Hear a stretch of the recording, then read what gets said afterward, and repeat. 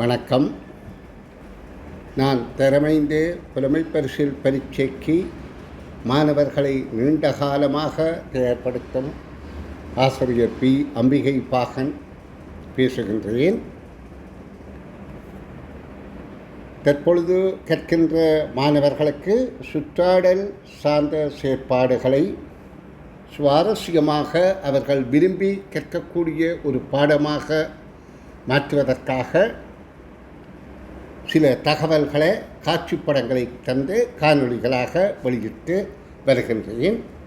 அந்த வகையில் இன்று காட்சிப்படுத்தப்படுவது அரச தங்க வாழ் ஆகும். அதாவது இலங்கையை அந்நியர் ஆட்சிக்கு முன், போர்த்துகீசர், ஒல்லாந்தர், ஆங்கிலேயர் ஆட்சிகளுக்கு முன் மன்னர்களே ஆட்சி செய்து வந்தார்கள். அந்த மன்னராட்சி செய்த பிரதேசங்களை போர்த்துகீசர்கள், ஒல்லாந்தர்கள் கைப்பற்றிய போதிலும் கரையோர பகுதிகளைத்தான் அவர்களால் கைப்பற்ற முடிந்தது. மலையக பகுதியை கைப்பற்ற முடியாதிருந்தது. பிரிட்டிஷார் கூடி ஆரம்ப காலத்திலே கரையோர பகுதிகளைத்தான் கைப்பற்றியிருந்தார்கள். இறுதியில் 1815 ஆண்டளவில் கண்டியையும் கைப்பற்றிவிட்டார்கள். அப்போ அந்த கடைசியாக கண்டியை கைப்பற்றுவதற்கு முன் கண்டியை ஆட்சி செய்த மன்னன் ஸ்ரீ விக்ரம ராஜசிங்கன் என்னும் தமிழ் மன்னன் ஆவார். அந்த மன்னன் பயன்படுத்திய அந்த அரச தங்க வாள்தான் இப்பொழுது நீங்கள் பார்த்து கொண்டிருக்கிறீர்கள். இந்த வாள் கண்டி ராச்சியத்தின் பண்பாடுகளை எடுத்துக்காட்டக்கூடிய அலங்கார வேலைப்பாடுகளுடன் காணப்படுகின்றது. மிக உயர்ந்த தரத்தில் உயர்ந்த தர பொருட்களை அந்த காலத்தில் தயார் செய்கின்ற தங்கப்பட்டறையில் உருவாக்கப்பட்டிருக்கின்றது. இந்த வாளின் கைப்பிடி பகுதி, நீங்கள் வாளின் மேல் பக்கம் பாருங்க, கைப்பிடி இருக்கின்றது. அந்த கைப்பிடி மேல் பகுதியிலே வாய் திறந்தபடி ஒரு சிங்கத்தின் தோற்றம் இருக்கின்றது. அந்த வாய் திறந்தபடியுள்ள சிங்கத்தின் தோற்றம் அவ்வளவுமே தங்கத்தினால், தூய தங்கத்தினால் ஆக்கப்பட்டுள்ளது. அது மட்டுமல்லாமல் இந்த வாளில் 136 வைரக்கற்களும் 13 செந்நிற மாணிக்க கற்களும் பதிக்கப்பட்டுள்ளன. மிகவும் பெருமதி வாய்ந்த வாள் என்பது உங்களுக்கு புலனாகும்.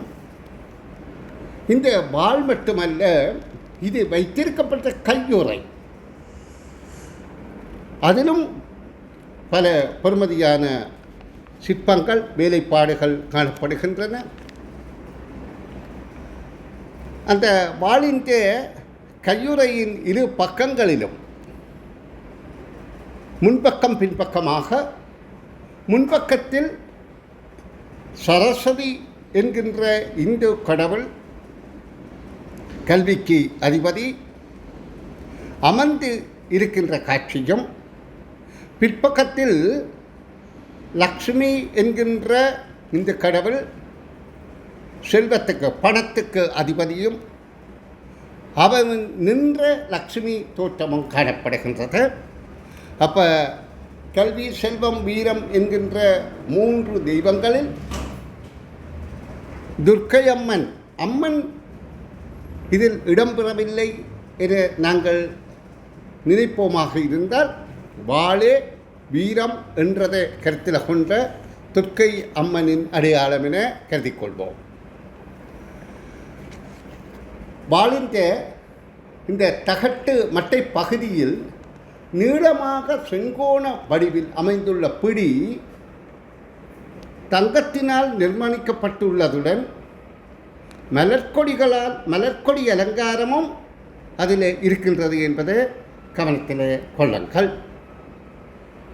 இவ்வாள் கீர்த்தி ஸ்ரீ ராஜ விக்ரமசிங்க மன்னனின் கிறிஸ்துக்கு பின் 1747 ஆண்டில் இருந்து 1782 ஆண்டு வரையில் காலப்பகுதியில் அரச வைபவங்களுக்கு கிட்டத்தட்ட 35 வருடங்கள் அரச வைபவங்களுக்கு முன்னுக்கு இருக்கின்ற வாளாகவும் அரசுடைமையாகவும் பேணப்பட்ட வாளாகும். இலங்கையிலே இருக்கக்கூடிய சிங்க உருவ பிடியுடன் கூடிய ஒரே ஒரு வாள் இது என்பதும் சிறப்புக்குரியதாகும். இதனை நீங்கள் தற்பொழுதும் இலங்கையில் முதல் ஸ்தாபிக்கப்பட்ட தேசிய நூதன சாலையில் சென்று பார்வையிடக்கூடியதாக இருக்கின்றது என்பதை தங்களுக்கு தெரியப்படுத்துகின்றேன். நன்றி.